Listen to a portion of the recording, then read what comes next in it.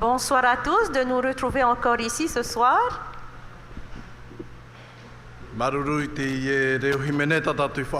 Merci pour ce beau chant que nous venons d'entendre.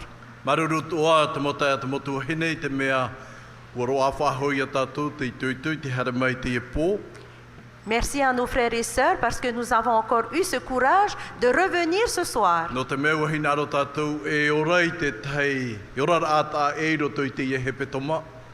Parce que nous voulons vivre une vie différente cette semaine.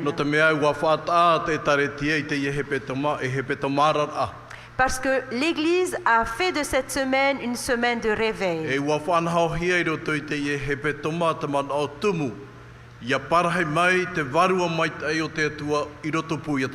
Et nous avons programmé le thème que le Saint-Esprit puisse habiter en nous.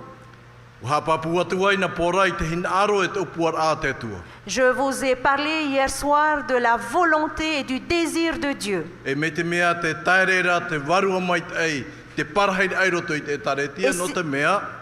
Et si le Saint-Esprit tarde à habiter dans l'Église, c'est parce que l'Église n'est pas encore prête pour recevoir ce Saint-Esprit. Je suis sûr, chers frères et sœurs, que lorsque nous lisons la pensée de la Bible et aussi le don de prophétie, qui nous confirme aujourd'hui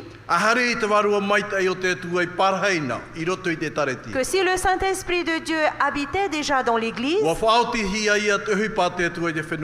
le travail de Dieu serait alors terminé dans ce monde. Et le retour de Jésus serait déjà là. Mais comme l'Église n'est pas encore prête, voilà pourquoi aujourd'hui nous sommes encore ici et même ce soir. Mais je suis sûr que cela n'est pas notre désir de rester et d'habiter dans ce monde. Parce que notre plus grand vœu, notre plus grand désir, c'est d'habiter dans le ciel et de vivre près de notre Dieu pour l'éternité. Ce soir, frères et sœurs, la pensée que j'aimerais partager avec vous ce soir, c'est vrai qu'il a été dit comme thème qu'il y aura le dernier rendez-vous au mont des Oliviers.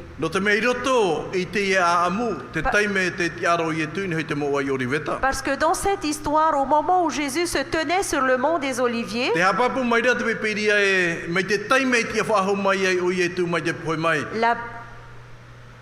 la Bible nous confirme que depuis que Jésus est ressuscité,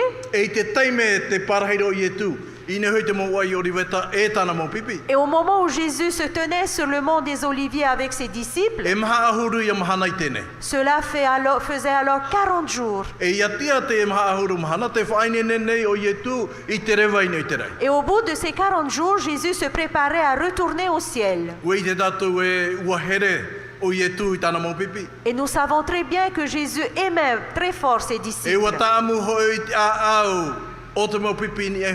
Et le cœur de ses disciples était attaché à Jésus.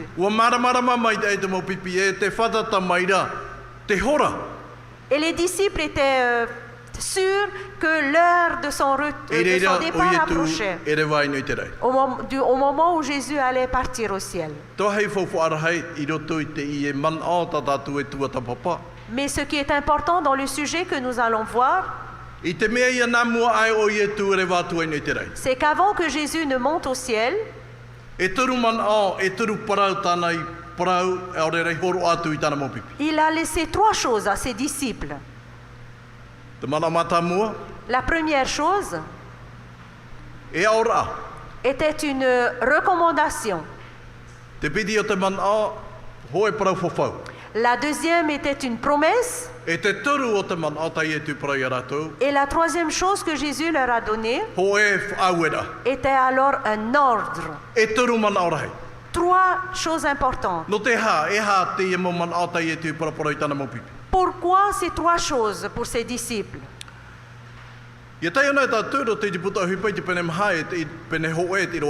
Lorsque nous lisons dans le livre des Actes au chapitre 1 et au verset 4,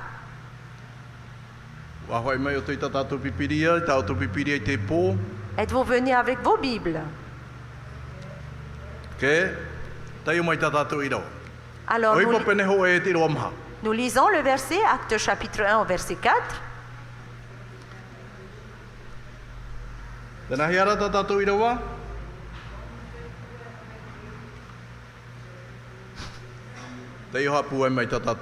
Alors lisez un peu plus fort.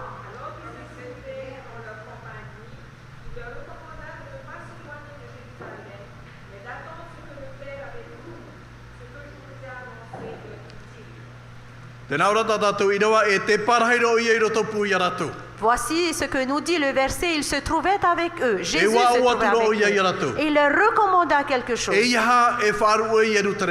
ne pas s'éloigner de Jérusalem, mais d'attendre. La question est, pourquoi ne pas s'éloigner de Jérusalem? Parce que tout ceci est clair. Après l'ascension de Jésus, les disciples devaient retourner à Jérusalem pour ceux qui sont là-bas. Et ceux de Galilée retourneront en Galilée. Et ce que Jésus leur dit, c'est de ne pas s'éloigner de Jérusalem. Pourquoi? Parce qu'à Jérusalem, dans Actes au chapitre 5 et Actes chapitre 5 et Actes chapitre 2, Actes chapitre 2 verset 5,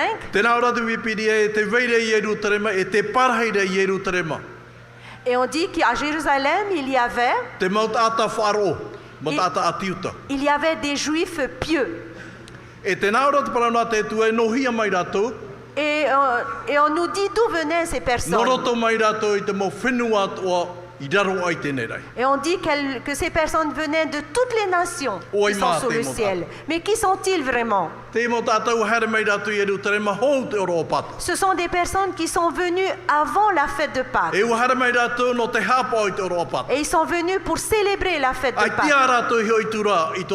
Et ces personnes ne sont pas encore retournées chez eux.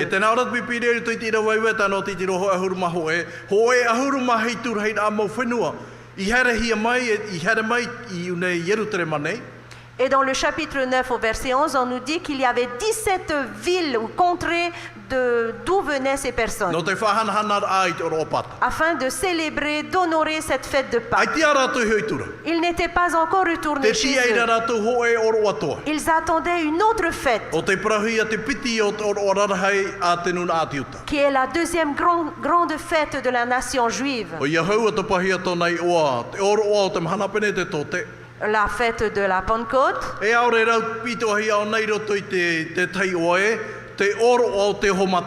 Ou bien la fête des prémices. Cela fait 40 jours maintenant. Et il leur reste alors 10 jours. Et Jésus dit à ses disciples, ne vous éloignez pas de Jérusalem.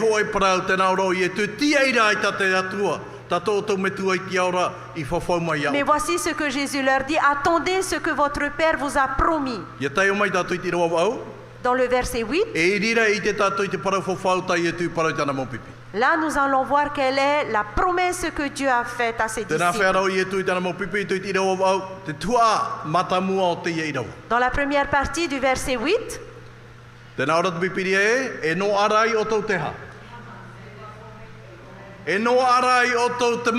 et on dit que là vous obtiendrez alors, vous aurez la puissance.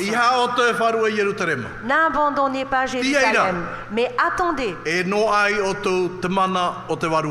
vous recevrez la puissance du Saint-Esprit. Vers la fin du verset, c'est alors la troisième pensée de Jésus à ses disciples.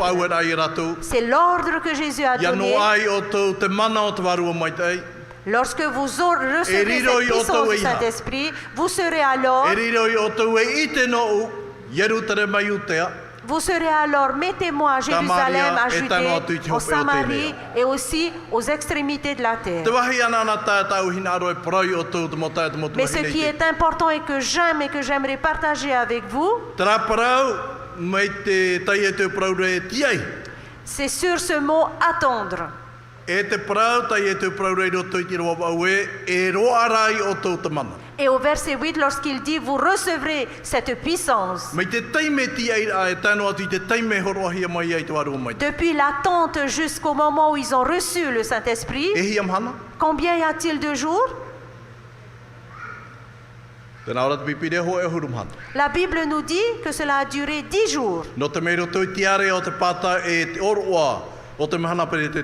Parce qu'entre la fête de Pâques et la fête des prémices, il y a 50 jours en tout. 40 jours sont écoulés et 10 jours restent. La question aux frères et sœurs, à vous, quelque chose pourrait-il se produire dans la vie de ces Juifs? Si Jésus s'est adressé à ses disciples en disant ne vous éloignez pas de Jérusalem, ce que Jésus voulait leur dire, c'est de ne pas s'éparpiller ou de se séparer, mais de rester unis, de rester ensemble dans un même lieu et d'attendre. Et alors là, vous recevrez la puissance du Saint-Esprit. J'aimerais lire quelque chose avec vous qui est écrit dans l'esprit de prophétie. Lorsque Jésus parle d'attendre, voici ce qui a été écrit dans l'esprit de prophétie. Pour obéir à l'ordre du Christ, les disciples attendaient à Jérusalem. La promesse de notre Père Céleste qu'il donnera le Saint-Esprit. Mais voici une autre pensée.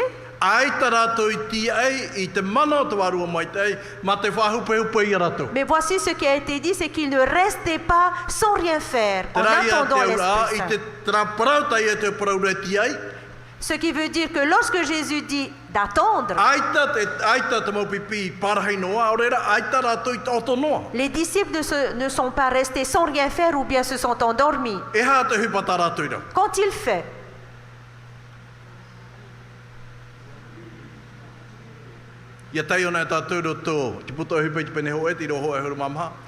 Dans Actes chapitre 1 au verset 14, il y a ce petit mot-là qui est écrit dans ce passage, tous. Dans le verset 14, ils étaient réunis, ils étaient ensemble, d'un cœur uni, d'un même cœur. Et aussi, ils s'unissaient dans la prière.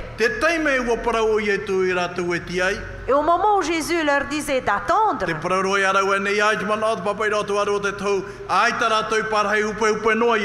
et selon l'esprit de prophétie, on dit qu'ils ne sont pas restés sans rien faire. Qu'est-ce qu'ils ont fait?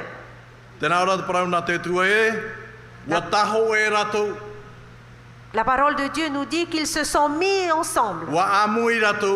Ils se sont réunis et ils avaient une même pensée et un même objectif.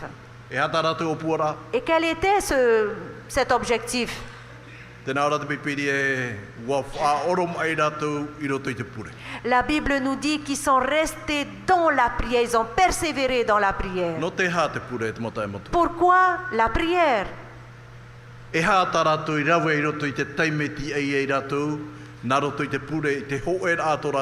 Qu'ont-ils fait quand ils attendaient pendant la prière, dans la prière? L'esprit de prophétie nous dit aussi la vie de prière qui est obtenue par l'Église donnera la victoire et la réussite dans une Église. Je vous poserai une autre question. Y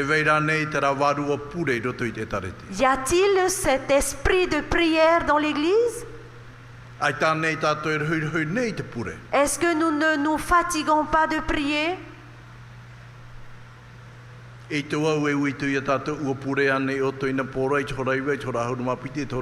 ne vais pas vous poser la question en vous disant est-ce que vous avez prié hier soir à 9h, à minuit et à 3h du matin? Mais je suis sûr que vous l'avez fait. Et l'esprit de prophétie nous dit une église qui vit une vie de prière, c'est cette église-là qui triomphera et qui réussira. Si tu as ce projet à toi, Église, d'évangéliser pour tes enfants et pour tes frères et sœurs, si tu restes sans rien faire paresseusement dans ton foyer, mais si tu ne veux pas faire de réveil dans ton foyer, si tu ne veux pas te mettre sur tes genoux, et si tu ne peux pas jeûner, comment alors toi, Église, tu pourras réussir, tu pourras gagner? Voici ce que dit le verset. Ils étaient unis dans une même pensée. Et ils étaient assemblés. Et ils ont prié Dieu.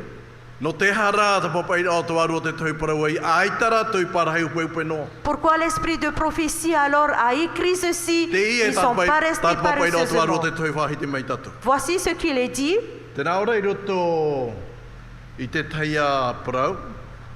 Voici ce qui est dit dans un autre endroit.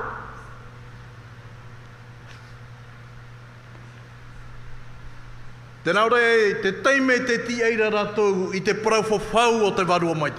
que les disciples attendaient l'accomplissement de la promesse de Dieu, ils humiliaient leur cœur.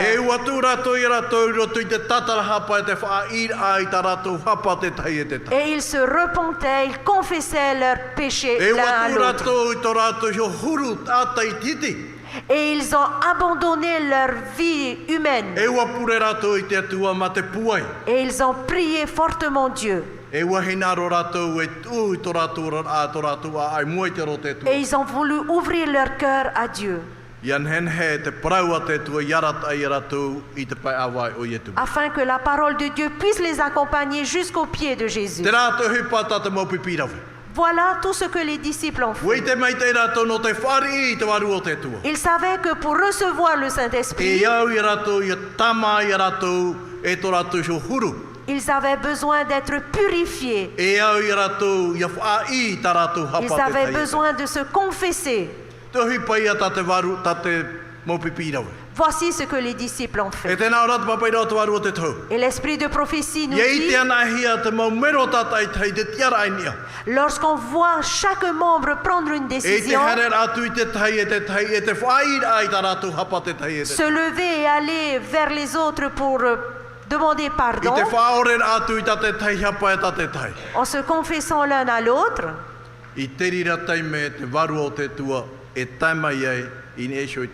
à ce moment-là seulement, le Saint-Esprit descendra sur ses enfants. Chers frères et sœurs, 10 jours, seulement 10 jours. Qu'est-ce que nous pensons? Et c'est la question que j'aimerais poser à l'Église. Est-ce que ce qu'ils ont fait peut aussi être vu dans l'Église de Otoroa? Est-ce qu'en 10 jours, les frères et sœurs peuvent s'humilier et demander pardon pour chacun de leurs fautes? Est-ce que nous pouvons nous réunir pour prier Dieu afin que l'Esprit de Dieu descende sur nous? Et la Bible nous confirme aussi, au 10e jour, l'effusion du Saint-Esprit était arrivée. Parce que ils se sont confessés l'un à l'autre. Nous savons tous, frères et sœurs,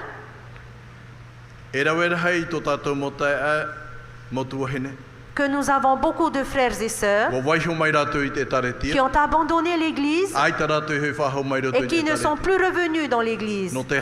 Pourquoi?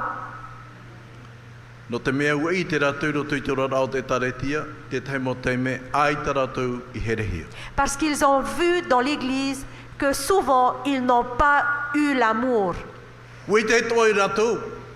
Et ils savent aussi que dans la vie de l'Église, on rencontre beaucoup de problèmes. Ils ont entendu aussi des personnes dire du mal d'eux. Ils ont entendu aussi des paroles qui ne sont pas justes, qui ont été dites à leur propos. Et voici la question qu'ils se posent en eux. Est-ce la vraie Église de Dieu? Frères et sœurs, il est temps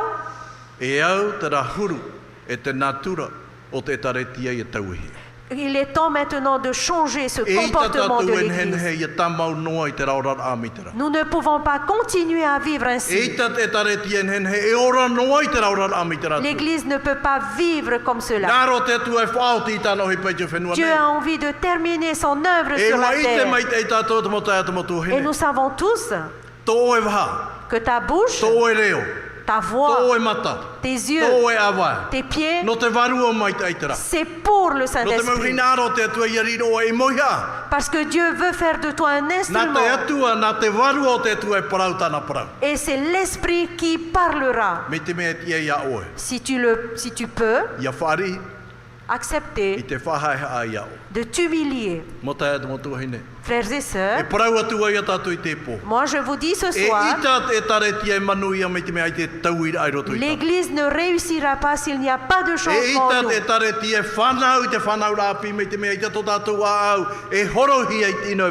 L'Église ne pourra pas naître de nouveau si nous ne changeons pas. Et l'Église ne sera pas heureuse dans sa vie spirituelle si nous continuons à vivre comme nous le faisons aujourd'hui. La parole de Dieu nous dit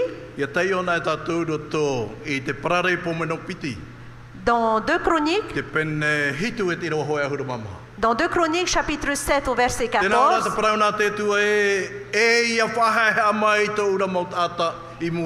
voici ce que dit le verset: si mon peuple s'humilie et prie, et s'ils renoncent à leur mauvaise conduite, eh bien moi, je me tournerai vers eux. Et moi, je pardonnerai leurs péchés. Et je rétablirai, je guérirai leur pays. Et nous allons transposer cette parole à l'Église. Voici ce que dit le verset: si mes enfants s'humilient et s'ils recherchent ma face et s'ils se tournent vers moi, alors Dieu dit, ben moi je me tournerai vers eux, je pardonnerai leurs péchés et je guérirai ce pays, ce peuple. Ah, et l'Église maintenant, si nous pouvons nous humilier, si nous pouvons chercher Dieu, et si nous pouvons regarder dans les yeux de Dieu, la parole de Dieu nous confirme, alors là, nous réussirons. Et j'aimerais vous dire encore ce soir, le vœu de notre Seigneur, que ses enfants puissent se lever, que l'Église se lève pour, dans Luc au chapitre 10 et au verset 2,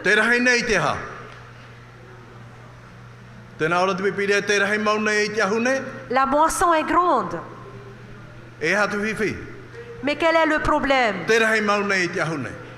La moisson est grande, mais il y a peu d'ouvriers.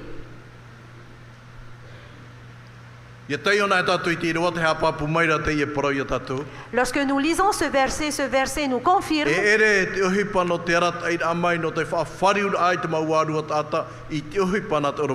ce n'est pas le travail du pasteur d'amener des personnes à Christ, mais c'est le travail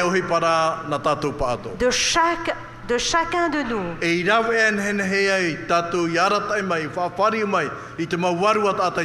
Pour que nous puissions amener les personnes à Christ, nous avons alors à accepter d'avoir l'Esprit Saint. Est-ce que, à votre avis, est-ce que la puissance du Saint-Esprit est déjà prête? Nous allons dire oui. Mais qui est-ce qui retarde? C'est l'Église qui tarde. Et j'aimerais encore vous poser cette question. Est-ce que ce changement pourrait se produire chez nous dans l'Église de Toulouse? Posons-nous un peu cette question. Lorsque nous rencontrons ce frère et lorsque nous rencontrons cette sœur, nous allons vers cette personne d'un cœur sincère, d'un cœur fidèle, et de nous tenir devant les uns et les autres, ou bien de se mettre à genoux et de lui demander de nous pardonner pour nos erreurs. Si cela aussi est vu dans la vie des femmes, nos jeunes, nos enfants, est-ce que ce n'est pas de cette église que nous rêvons?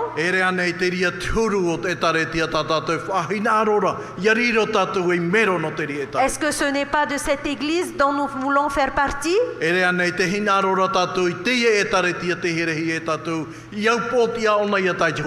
Et c'est de cette église que nous voulons pour pouvoir réussir un jour.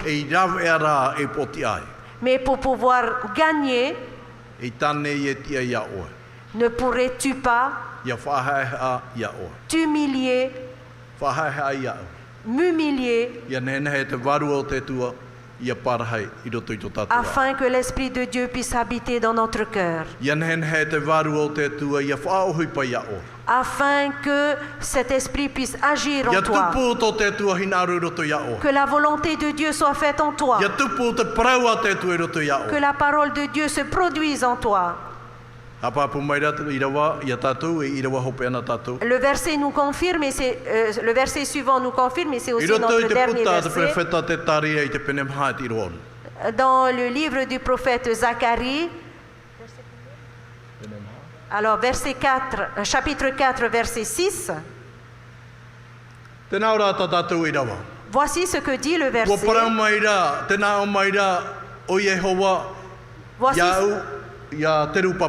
Voici ce que dit l'Éternel à Zorobabel.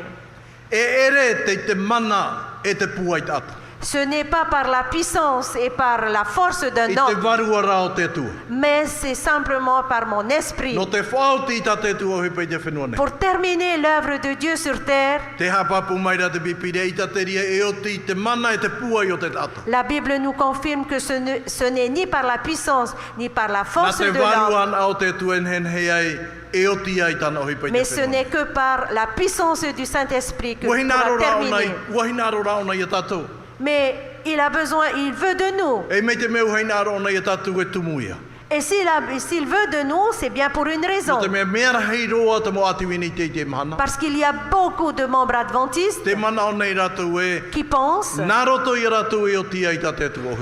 que c'est par eux les adventistes que le travail de Dieu se finira. Et j'aimerais vous dire, frères et sœurs, si Dieu voulait terminer son œuvre, il le fera lui seul. Et si Dieu demande à ces personnes de se joindre à cette moisson, j'aimerais bien vous confirmer quelque chose. Ce n'est que le cœur qui a été possédé par l'Esprit de Dieu. Ce n'est que le cœur où le mensonge et le péché a été retiré. Ce ne sont que ces personnes que Dieu utilisera pour terminer son œuvre sur la terre. Cela est certain pour nos frères et sœurs de Touroua. Sa volonté, son désir, c'est que nous puissions être unis dans cette moisson, afin que le Saint-Esprit puisse nous utiliser pour terminer son travail sur cette terre. Voilà le désir de Dieu. Dieu aimerait retirer son peuple de ce monde. Il aimerait enlever son peuple pour l'envoyer au ciel, afin qu'il vive avec lui pour l'éternité. Mais avant que cela se produise, il faut que son œuvre soit faite sur la terre. Et afin de pouvoir terminer son œuvre, Dieu veut de toi et de moi. Et Dieu aimerait avoir tous, tout le monde, afin que nous puissions posséder en nous la puissance du Saint-Esprit.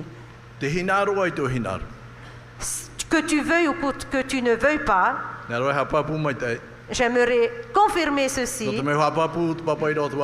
puisque l'esprit de prophétie le dit, et la parole de Dieu aussi.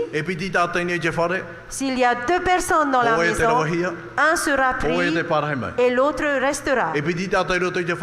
S'il y a deux personnes dans un champ, un sera pris et l'autre restera. Deux personnes dans la même maison, un qui acceptera l'Esprit Saint et l'autre n'acceptera pas. Combien sommes-nous dans l'Église? Et combien accepteront le Saint-Esprit? Et d'autres ne l'accepteront pas. Est-ce que c'est ça la volonté de Dieu? Son désir, c'est que tous puissent accepter la puissance de son Esprit. Puisque l'Esprit de prophétie le dit, c'est parce qu'il y a une partie qui n'accepteront pas, ne se prépareront pas pour ce travail. Pourquoi? Parce que Jésus le dit. Et lorsque Jésus dit ces mots, il s'adresse à ses enfants. Ils ont des oreilles. Ces enfants ont des oreilles, mais ils n'entendent pas. Ils ont des yeux, mais ils ne voient pas. Chers frères et sœurs, Dieu est prêt à nous envoyer son Esprit Saint, déverser son Esprit Saint, parce qu'il veut terminer son œuvre sur la terre. Et c'est cette parole, c'est cette chose que j'aimerais vous dire. La Bible nous dit, ne vous éloignez pas de Jérusalem, ce qui veut dire, à toi l'Église, cherche par tous les moyens à ne pas te disperser.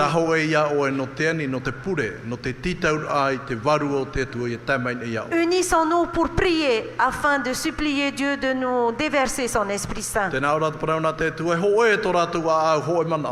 Et la Bible nous dit qu'ils avaient une même pensée, un même cœur.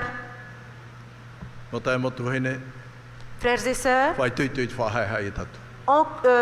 prenons du courage pour nous humilier. Prenons beaucoup de courage pour confesser nos péchés. C'est la seule raison où nous pourrons ramener nos enfants et nos frères et sœurs de l'Église. Si tu marches sur cette étape, là où il y a de la place sur les bancs, ces places-là seront occupées. Ces places seront remplies. Et ce sont vos enfants ou nos enfants qui seront là. Ce sont nos frères et sœurs qui viendront s'asseoir sur ces bancs. Tu n'as qu'une chose à faire. Que tu acceptes de t'humilier. Et le reste, c'est le Saint-Esprit qui fera le travail. Que Dieu nous bénisse encore ce soir. Et que Dieu nous encourage encore. De nous donner cette envie, ce besoin. Que cet Esprit Saint puisse nous aider. Et que nous puissions sortir vainqueurs dans cette décision de prier afin que l'Église soit remplie de l'Esprit de Dieu. Dieu nous aide, que Dieu nous aide et que Dieu nous encourage tous. Merci et que Dieu nous bénisse encore.